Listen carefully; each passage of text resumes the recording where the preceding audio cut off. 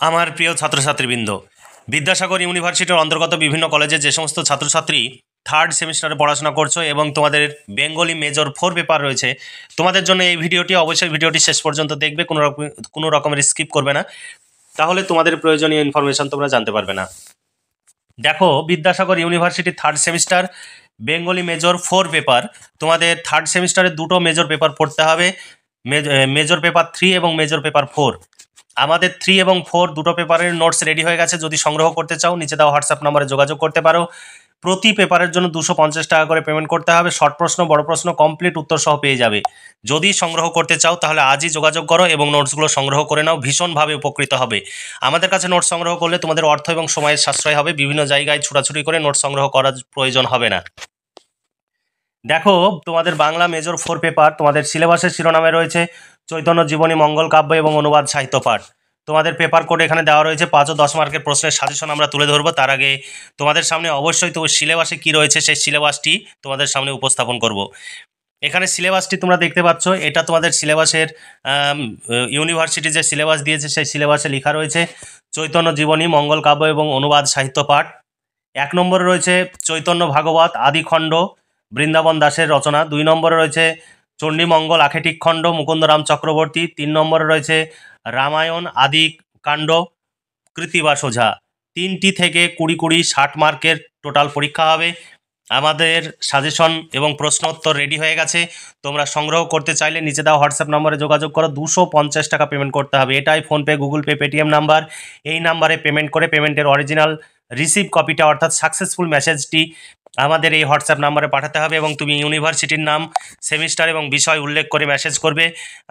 তাহলে তোমাদের প্রশ্নোত্তরের PDF copy পাঠিয়ে দেওয়া হবে। আর যদি নোট সংগ্রহ করতে চাও তবেই আমাদের এই নিচে দেওয়া হোয়াটসঅ্যাপ নাম্বারে যোগাযোগ করবে, নইলে যোগাযোগ করবে না। আর আমাদের এখানে কোনো রকমের দামাদামি হয় না, একদম ফিক্সড প্রাইস। তাই অযথা শুধু দামাদামি করতে গিয়ে সময়ের অপচয় করবে না আমাদের, সেই সঙ্গে আমাদের তোমরা বিরক্তও করবে না। যদি নোটস নিতে চাও আমাদের ফিক্সড প্রাইস, এই প্রাইসেই তোমাকে নোটস নিতে হবে। আর যদি নিতে না চাও তাহলে মেসেজ করবে না। তোমরা এই ভিডিওর যে প্রশ্নগুলো আমি তুলে ধরছি এই প্রশ্নগুলো তোমরা নিজেরা তৈরি করে পড়াশোনা করতে পারো। দেখো, 5 ও 10 মার্কের সাজেশন 2025 মুকুন্দরাম চক্রবর্তীর চণ্ডীমঙ্গল কাব্য আখেটিক খণ্ড, এই কাব্য থেকে তোমাদের প্রথম প্রশ্নগুলো তুলে ধরছি। 1 নম্বর প্রশ্ন, চণ্ডীমঙ্গল কাব্যে কবি মুকুন্দরাম চক্রবর্তী বাস্তববোধ কেমনভাবে ফুটে উঠেছে তা দেখাও, অথবা এই যুগে জন্মগ্রহণ করিলে তিনি যে কবি না হইয়া একজন ঔপন্যাসিক হতেন তাহাতে সন্দেহ নাই। কার কোন কাব্য সম্বন্ধে মন্তব্য করা হয়েছে, মন্তব্যটির যথার্থতা বিচার করো। 2 নম্বর প্রশ্ন, মুকুন্দরাম চক্রবর্তীর চণ্ডীমঙ্গল কাব্যে কটি কাহিনী বা খণ্ড আছে, খণ্ডগুলির নাম কি, আখেটিক খণ্ডের সংক্ষিপ্ত পরিচয় দাও। অথবা মুকুন্দরাম চক্রবর্তীর চণ্ডীমঙ্গল কাব্যের আখেটিক খণ্ডের কাহিনী সংক্ষেপে লেখো। এখানে আরও অথবা প্রশ্ন দেওয়া রয়েছে, অথবা প্রশ্নগুলো দেখে নিতে পারো। তারপরের প্রশ্ন, ধর্মমঙ্গল কাব্যের আখেটিক খণ্ড অবলম্বনে ফুল্লরা চরিত্রটি বিশ্লেষণ করো। 4 নম্বর প্রশ্ন, ধর্মমঙ্গল কাব্য অবলম্বনে আখেটিক খণ্ডের নায়ক কালকেতু চরিত্রটি বিশ্লেষণ করো। তারপরের প্রশ্ন, চণ্ডীমঙ্গল কাব্য অবলম্বনে ভারদত্ত চরিত্রটি বিশ্লেষণ করো। 6 নম্বর প্রশ্ন, চণ্ডীমঙ্গল কাব্য অবলম্বনে মুরারিশীল চরিত্রটি বিশ্লেষণ করো। অথবা প্রশ্ন, সোনারূপা নহে বাপা এ বেঙ্গা পিতল, ঘষিয়া মাজিয়া বাপু করেছে উজ্জ্বল, উদ্ধৃতিটির বক্তাকে কাকে উদ্দেশ্য করে এ কথা বলেছেন, বক্তার চরিত্রের কোন দিক আলোচ্য উক্তির মধ্য দিয়ে ফুটে উঠেছে তা আলোচনা করো। বিভিন্নভাবে প্রশ্ন হতে পারে, সেই প্রশ্নগুলো আমরা অথবা দিয়ে তুলে ধরেছি। তারপরের প্রশ্ন দেখো, চণ্ডীমঙ্গল কাব্যের আখেটিক খণ্ড অবলম্বনে হাস্যরসের বা কৌতুক রসের পরিচয় দাও, অথবা মুকুন্দরাম চক্রবর্তী জীবন রসের রসিক বলে অসাধারণ রূপে হাস্যের সৃষ্টি করেছেন, আলোচনা করো। 8 নম্বর প্রশ্ন, চণ্ডীমঙ্গল কাব্যে বাঙালির সমাজ সংসার জীবনের যে ছবি পাওয়া যায় তার পরিচয় দাও, অথবা কবি কঙ্কন মুকুন্দরাম চক্রবর্তী চণ্ডীমঙ্গলের আখেটিক খণ্ডে সেকালের বাঙালি সমাজ সংসারের জীবনের নানা ছবি পাওয়া যায়, তথ্য সহকারে আলোচনা করো। অথবা মুকুন্দরাম চক্রবর্তীর আখেটিক খণ্ড অবলম্বনে তৎকালীন সমাজ বাস্তবতার পরিচয় দাও। 9 নম্বর প্রশ্ন, চণ্ডীমঙ্গল কাব্যের আখেটিক খণ্ড অবলম্বনে ফুল্লরার 12 মাসার দুঃখের কাহিনী বর্ণনা করো, অথবা ফুল্লরার 12 মাসার অংশটি নিছক মঙ্গল কাব্যের রীতি নয়, নানা দিক থেকে এই অংশ কবি কৃতিত্ব প্রকাশ পেয়েছে, মন্তব্যটি বিচার করো। এরপরে চৈতন্য ভাগবতের আদি খণ্ড থেকে তোমাদের প্রশ্ন, সেই প্রশ্নগুলো দেখে নাও। 1 নম্বর প্রশ্ন, বৃন্দাবন দাসের চৈতন্য ভাগবত কাব্যের নামকরণের সার্থকতা বিচার করো। 2 নম্বর প্রশ্ন, বৃন্দাবন দাসের ভাগবত কাব্যে নিত্যানন্দ তত্ত্ব যেভাবে প্রকাশিত হয়েছে তা আলোচনা করো। এখানে আরও অথবা প্রশ্ন দেওয়া রয়েছে, দেখে নিতে পারো। তারপরের প্রশ্ন, চৈতন্য ভাগবত গ্রন্থে তৎকালীন নবদ্বীপের যে বর্ণনা পাওয়া যায় তা লেখো। চৈতন্যের বিদ্যাবিলাস সম্পর্কে আলোচনা করো, অথবা চৈতন্যদেবের বিদ্যা শিক্ষা সম্পর্কে আলোচনা করো। 5 নম্বর প্রশ্ন, চৈতন্য ভাগবত অবলম্বনে চৈতন্য দেবের বাল্যলীলার পরিচয় দাও। 6 নম্বর প্রশ্ন, চৈতন্য ভাগবত অবলম্বনে চৈতন্যদেবের বাল্যলীলার অলৌকিক ঘটনাগুলির বর্ণনা দাও, অথবা তৈর্থিক ব্রাহ্মণ প্রসঙ্গ ও 2 চোরের বৃত্তান্ত বর্ণনা করো। তারপরের প্রশ্ন, শ্রী চৈতন্যদেবের দিগ্বিজয় প্রসঙ্গে বা পাণ্ডিত্যের খ্যাতি কিভাবে ছড়িয়ে পড়তো তা চৈতন্য ভাগবত কাব্য অবলম্বনে লেখো। 8 নম্বর প্রশ্ন, চৈতন্য ভাগবত কাব্য অবলম্বনে আদি খণ্ডের নিমাই ও মুরারি বিবাদ প্রসঙ্গটি আলোচনা করো। 9 নম্বর প্রশ্ন, চৈতন্য ভাগবত কাব্যের আখেরিক খণ্ড অবলম্বনে শ্রীধর প্রসঙ্গটি বর্ণনা করো। 10 নম্বর প্রশ্ন, চৈতন্য ভাগবত কাব্য অবলম্বনে সাধ্য সাধন তত্ত্বটি বর্ণনা করো। তারপরের প্রশ্ন, চৈতন্য ভাগবত কাব্য অবলম্বনে চৈতন্যদেবের গয়া গমন ও ঈশ্বরপুরীর সঙ্গে সাক্ষাতের ঘটনাটি বর্ণনা করো। 12 নম্বর প্রশ্ন, চৈতন্য ভাগবত কাব্য অবলম্বনে হরিদাসের বৃত্তান্তটি সংক্ষেপে আলোচনা করো। 13 নম্বর প্রশ্ন, চৈতন্য ভাগবত কাব্য অবলম্বনে শ্রী চৈতন্যদেবের বৈবাহিক জীবনের পরিচয় দাও। 14 নম্বর প্রশ্ন, বৃন্দাবন দাসের চৈতন্য ভাগবত কাব্য অবলম্বনে তৎকালীন সমাজ জীবনের পরিচয় দাও, অথবা চৈতন্য ভাগবত কাব্য অবলম্বনে শ্রী চৈতন্যের নগর ভ্রমণের চিত্রটি বর্ণনা করো। এই যে প্রশ্নগুলো তোমরা দেখতে পাচ্ছ, এই সমস্ত প্রশ্নের উত্তর পেয়ে যাবে। 250 টাকা পেমেন্ট করতে হবে। শর্ট প্রশ্ন, বড় প্রশ্ন কমপ্লিট উত্তর সহ পেয়ে যাবে। তোমাদের মেজর 4 পেপারের কমপ্লিট নোটস পেয়ে যাবে। আর তোমরা যদি 3 পেপার এবং 4 পেপার দুটো পেপার নিতে চাও তাহলে তোমাদের মোট 500 টাকা পেমেন্ট করতে হবে দুটি পেপারের জন্য। আমাদের এখানে কোনো রকমের দামাদামি হয় না, একদম ফিক্সড প্রাইস, প্রতি পেপারের জন্য 250 টাকা করে। তোমরা আমাদের কাছে নোট সংগ্রহ করলে ভীষণভাবে উপকৃত হবে এবং তোমাদের সময় এবং অর্থের সাশ্রয় হবে। কারণ এই নোট সংগ্রহের জন্য তোমরা বিভিন্ন দূর দূরান্তে ছোটাছুটি করো, প্রচুর অর্থ ব্যয় করো। দেরি না করে আজই যোগাযোগ করো এবং নোটসগুলো সংগ্রহ করে নাও। দেখো, রামায়ণের আদিকাণ্ড থেকে তোমাদের প্রশ্ন। 1 নম্বর প্রশ্ন, বাল্মীকি রামায়ণ ও কৃত্তিবাসী রামায়ণের মধ্যে পার্থক্য লেখো।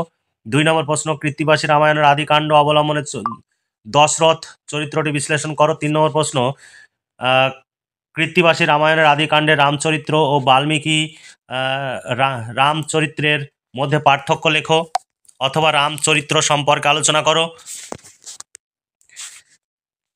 রামায়ণের আদিকাণ্ড অবলম্বনে সীতা চরিত্রটি বিশ্লেষণ করো। 5 নম্বর প্রশ্ন, কৃত্তিবাসী রামায়ণের আদিকাণ্ড অবলম্বনে অহল্যা চরিত্রটি বিশ্লেষণ করো। 6 নম্বর প্রশ্ন, কৃত্তিবাসী ও বাল্মীকি রামায়ণে বিশ্বামিত্র চরিত্রের পার্থক্য লেখো, অথবা বিশ্বামিত্র চরিত্রটি বিশ্লেষণ করো। কৃত্তিবাসী রামায়ণের আদিকাণ্ড অবলম্বনে গঙ্গার জন্ম ও সগর বংশের উদ্ধার কাহিনীটি লেখো।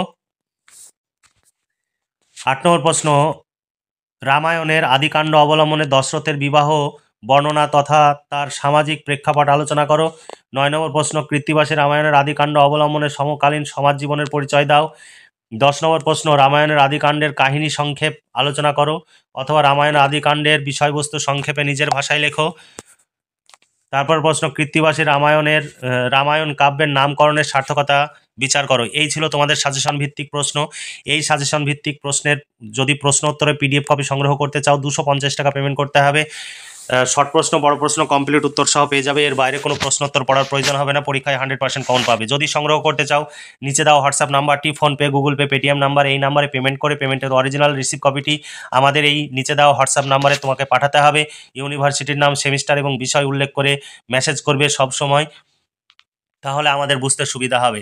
আর পেমেন্ট করার পর সঙ্গে সঙ্গে ফোন করবে না বা বারবার ফোন করবে না, তোমরা ওয়েট করবে। তোমরা ঠিক নোটস পেয়ে যাবে। আর কোনো প্রয়োজন হলে অবশ্যই সব সময় মেসেজ করবে, কারণ বিভিন্ন সময় আমরা বাসে থাকি, ট্রেনে থাকি বা রানিং অবস্থায় গাড়িতে থাকি, সেই সময় আমরা ফোন রিসিভ করতে পারি না বা তোমাদের রিপ্লাই দিতে পারি না। ঠিক সময় তোমাদের রিপ্লাই দেবো এবং তোমাদের নোটসও পাঠিয়ে দেবো। তাই তোমরা কোনো রকমের দুশ্চিন্তা করবে না। আমাদের এখানে তোমরা একদম চোখ বন্ধ করে ভরসা করতে পারো, তোমাদের টাকা মার যাবে না। দেখো, তোমাদের সাজেশন, অনেকে প্রশ্ন উত্তরে PDF কপির ডেমো দেখতে চাও, এখানে ডেমো দেখিয়ে দিচ্ছি, তোমরা দেখে নাও। প্রশ্ন আছে এবং উত্তর রয়েছে পরপর সুন্দর করে, যেভাবে লিখলে পরীক্ষায় খুব ভালো মার্কস পাওয়া যাবে সেইভাবে উত্তর লেখা রয়েছে। এবং যেভাবে লেখা রয়েছে এইভাবেই তোমরা পরীক্ষার খাতায় লিখবে, তাহলে খুব ভালো মার্কস পাবে। বেশি পরিমাণে উদ্ধৃতি দেওয়া থাকলে তুমি যতটা পারবে ততটা উদ্ধৃতি দেবে, কোনো সমস্যা নেই। এর মধ্যে থেকে 2-4টে উদ্ধৃতি বাদ গেলেও কোনো প্রবলেম হবে না। তাই দেরি না করে আজকে আমাদের কাছ থেকে নোটসগুলো সংগ্রহ করো, তোমরা ভীষণভাবে উপকৃত হতে পারবে। আর এই নোটসগুলো সংগ্রহের জন্য তোমরা বিভিন্ন জায়গায় ছোটাছুটি করো, তাতে যাতায়াত খরচ রয়েছে, তোমাদের টিফিন খরচ রয়েছে, খাতা পেনের খরচ রয়েছে। তোমরা সেই যদি হিসাব করতে যাও তাহলে তোমরা দেখবে যে তোমাদের কত টাকা খরচ হয়। অথচ আমাদের কাছে নোটসগুলো তুমি সংগ্রহ করে নিচ্ছ, এই নোটস সংগ্রহের জন্যই তোমরা বিভিন্ন জায়গায় ছোটাছুটি করো। এই নোটসগুলো আমাদের কাছ থেকে সংগ্রহ করে নাও আর কম্পিটিটিভ পরীক্ষার জন্য তুমি প্রস্তুতি নাও। অথবা তুমি যে সময়ের অপচয় করছো সেই সময়টা তুমি পারিবারিক কাজে বা পড়াশোনার কাজে তুমি ব্যবহার করো, তাহলে তুমি তোমার সুবিধা হবে। এবং তুমি যে অতিরিক্তভাবে পয়সা এবং অর্থ এবং সময়ের অপচয় করছো সেটারও সাশ্রয় হবে। এখন থেকেই সাশ্রয় করতে শেখো, সময় এবং অর্থ দুটোরই, নইলে পরবর্তীতে তোমাদের এই সময়ের অপচয় এবং অর্থের অপচয় তোমাদের যন্ত্রণা দেবে। আর এখন থেকে কম্পিটিটিভ পরীক্ষার জন্য প্রস্তুতি নিয়ে এবং পরীক্ষা দিয়ে ভবিষ্যৎ জীবনে কর্মজীবনে উপনীত হওয়ার জন্য প্রস্তুতি নাও। আর আমাদের কাছে নোটসগুলো সংগ্রহ করলে তোমাদের যেমন সুবিধা হবে, আমাদের এই নোটস তৈরি করতে প্রচুর খরচ হয়, সেই খরচটিও আমাদের উঠে আসবে। তাহলে আমরা পরবর্তী সেমিস্টারও নোটস তৈরি করতে পারবো। আর খরচ যদি না ওঠে তাহলে আমাদের পক্ষে নোটস তৈরি করা সম্ভব নয়, কারণ আমাদের অভিজ্ঞ শিক্ষক মণ্ডলী রয়েছে, টাইপিস্ট রয়েছে, প্রত্যেকের নির্দিষ্ট বেতন রয়েছে, তাদের বেতন দিতে হয়। তাই যদি আমাদের কাছ থেকে তোমরা নোটস না নাও তাহলে তাদের বেতনের যোগান দেওয়া সম্ভব হবে না, অতএব আমাদের কাজ বন্ধ করে দিতে বাধ্য হতে হবে। তাই তোমরা আমাদের সহযোগিতা করো, তোমরা নিজেরা উপকৃত হও, সেই সঙ্গে আমাদের এই কাজটি চালিয়ে যেতে তোমরা সহযোগিতা করো। তাহলে আজকে এই পর্যন্তই, ভালো থেকো, সুস্থ থেকো এবং খুব ভালোভাবে পড়াশোনা করে পরীক্ষার প্রস্তুতি নাও, এই শুভকামনা জানিয়ে আজকের ভিডিওটি এখানে সমাপ্তি ঘোষণা করছি।